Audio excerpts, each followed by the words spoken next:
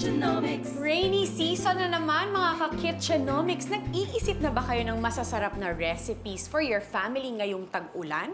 Well, don't worry dahil nandito ang Del Monte Kitchenomics, your trusted meal planning partner for 30 years now. Nako, siguradong magugustuhan nila ang Del Monte Red Kansi. Wow, ano ba yung kansi, partner? Kansi kasi is an Ilonggo dish. Okay. Popular siya sa Bacolod. Yun. Para siyang bulalo and sinigang na pinagsama. Oh, But combination. syempre, since Kitchenomics style ito, ang gagawin natin ay richer at of course, mas malinamnam. Uy, naku, perfect yan para sa cold, rainy season. Kaya simulan na natin.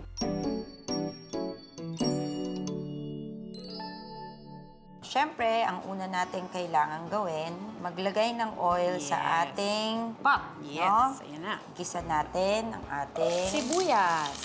luya. Luya. Diba? And then, ilalagay natin yung ating beef shank or Beef tawag shank. nila kenchi. Okay. Ito yung merong buto na may bone marrow sa Yun, gitna. sarap yan. Yes. At this point, ang ginagawa natin, sinisier natin yung karne. Okay. Ito yung process na parang kinocoat natin yung labas ng meat kasi ang mangyayari, yung juice niya, masiseal sa loob ng karne. Babalik na rin lang natin.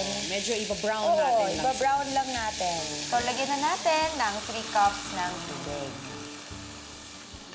And, lalagyan na natin ang ating twist. Ang ating Del Monte Original Style Tomato Sauce.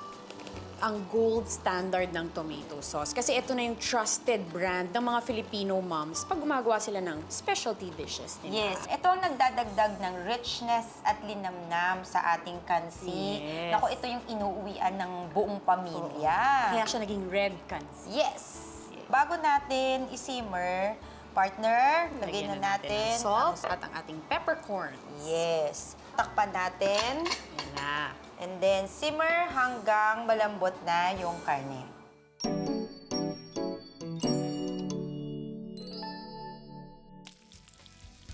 Diba, malambot na yung ating karne. Yan. Pwede na natin idagdag ang ating langka. And then, siling haba.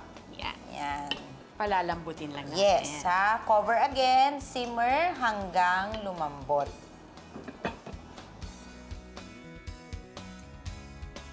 Okay, so ngayon, Ayan. malambot, Malambot na na. talaga lahat.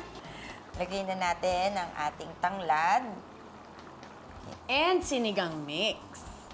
So, ito, hindi na masyado matagal lang hintayan. Oo. 3 minutes na lang. And then, ready na siya.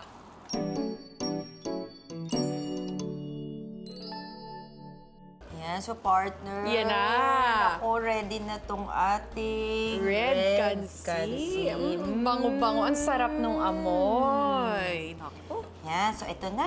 Perfect for the rainy day. Ang Del Monte Red Kansi. Naku, tikman na natin to.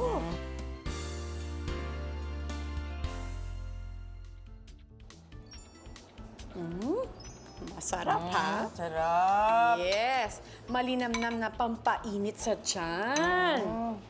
Type ko yung yung tomato sauce na kasama siya dun sa kansi. Kasi Yes. diba it's supposed to be a mix of bulalo and sinigang. Nakakadagdag ng asim, yung Yes. tomato sauce. Saka dun sa meat talagang lasang-lasa mo siya. So mga mommies, there are many ways to get our recipes. You can go to our website and Facebook fan page. So kahit anuman ang weather, you can still enjoy your family bonding with easy to prepare and delicious meals care of Del Monte Kitchenomics. Happy cooking!